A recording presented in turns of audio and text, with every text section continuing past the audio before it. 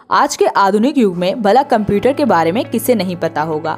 आज के बच्चे से लेकर बूढ़े तक को कंप्यूटर के बारे में पता ही होगा, लेकिन आप में से बहुत कम लोगों को ही पता होगा कि कंप्यूटर की उत्पत्ति कैसे हुई, इसे किसने बनाया और पहले के ज़माने में कंप्यूटर कैसे होते थे। तो आज के इस वीडियो में हम बेहद रुचिकर और महत्वपूर्ण कंप्यूटर के बारे में बताने वाले हैं। तो बिना किसी देरी के शुरू करते हैं आज का ये वीडियो। लेकिन अगर आपने अभी तक हमारे चैनल द इलॉजिकल लैंड को सब्सक्राइब नहीं किया है तो चैनल को सब्सक्राइब करके बगल बनी बेल आइकन बटन को जरूर दबा दें, ताकि हमारे चैनल पर पड़ने वाली सभी वीडियोस की नोटिफिकेशन सबसे पहले आप तक पहुंच जाए। दुनिया के पहले और सबसे अनोखे कंप्यूटर का आविष्कार 18वीं सदी में महान वैज्ञानिक चार्ल्स बेबेज ने की थी। बेबेज का जन्म 26 दिसंबर 1791 में लंदन में हुआ तथा बेबेज की मृत्यु 1817 में लंदन में ही हुई थी। इनका बचपन से ही गणित और विज्ञान जैसे विषयों की ओर विशेष लगाव था। चार्ल्स बेबेज एक मैथमेटिशियन के रूप में बहुत प्रसिद्ध हुए, लेकिन ये एक अच्छे मैथमेटिशियन के साथ साथ बहुत ही अच्छे इन्वेंटर, फिलोसोफर और इंजीनियर भी थे।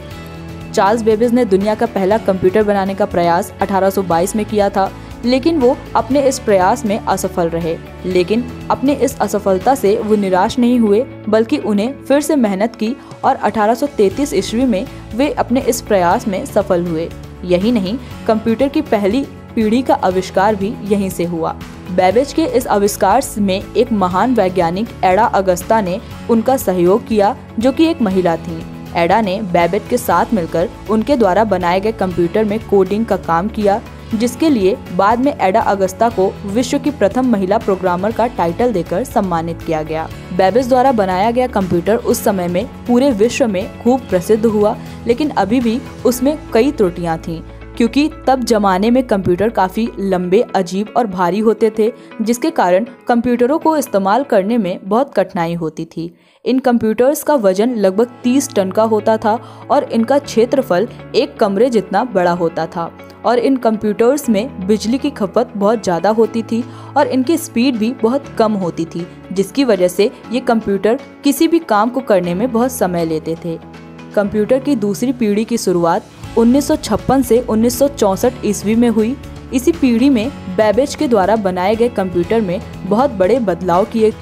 इस जमाने के कंप्यूटर में निर्वात नली के स्थान पर ट्रांजिस्टर को प्रयोग में लाया गया। आपको बता दें कि 1947 ईस्वी में, यानी जब भारत आज़ाद हुआ था, तब अमेरिका में स्थित बेल लैब में कुछ वैज्ञानिकों ने मिलकर ट्रांजिस्टर का निर्माण किया था। ट्रांजिस्टर सिलिकॉन अर्धचालक का बना एक इलेक्ट्रॉनिक सर्किट है। ट्रांजिस्टर के प्रयोग से उस जमाने के कंप्यूटर्स में बहुत बदलाव आए।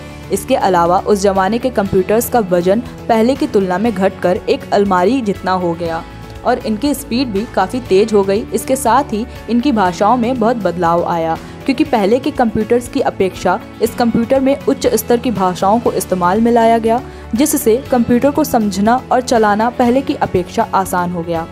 कंप्यूटर की तीसरी पीढ़ी की शुरुआत 1968 से 1975 में हुई थी। तीसरी पीढ़ी के कंप्यूटर्स पहली और दूसरी पीढ़ी के कंप्यूटर्स की अपेक्षा में बहुत हल्के थे। ये इतने हल्के थे कि इन्हें आसानी से मेज पर रखकर इस्तेमाल किया जा सकता था। इसके अलावा इनकी स्पीड भी बहुत तेज थी। ये कंप्यूटर पहले के कंप्यूटर की अपेक्षा में बहुत जल्दी और आसानी से काम करते थे। इन बदलावों का मुख्य कारण एक ट्रांजिस्टर के स्थान पर आईसी का इस्तेमाल करने के कारण हुआ था। आईसी का निर्माण 1998 ईस्वी में जैक किल्बी और रॉबर्ट नॉयस ने मिलकर किया था। आईसी एक ऐसा सर्किट है जिसमें कई सारे इलेक्ट्रॉनिक सर्किट होते हैं, जिसके कारण तीसरी पीढ़ी के कंप्यूटर्स में बहुत से बदलाव हुए। इन बदलावों के साथ साथ कई सारे आउटपुट डिवाइस जैसे मॉनिटर, प्रिंटर इत्यादि का भी निर्माण किया गया और कंप्यूटर्स का इस्तेमाल लगभग सभी क्षेत्रों में होने लगा। अब आती है चौथी पीढ़ी। इस पीढ़ी के कंप्यूटर आज भी आपको मिल सकते हैं। इस पीढ़ी के कंप्यूटर्स का आरंभ 1975 से 1995 ईस्वी में हुआ। इनमें एक ऐसी आईसी का इस्तेमाल किया गया जिसमें लाखों की संख्या में इलेक्ट्रॉनिक सर्किट होते थे, जिसे VLSI कहते थे, जिसके कारण ये कंप्यूटर्स असल में कंप्यूटर्स की तरह काम करने लगे। आज के आधुनिक युग में कंप्यूटर्स के स्थान पर दूसरा यंत्र बहुतायत प्रयोग किया जाता है, यानी लैपटॉप का निर्माण भी इसी पीढ़ी में किया गया था।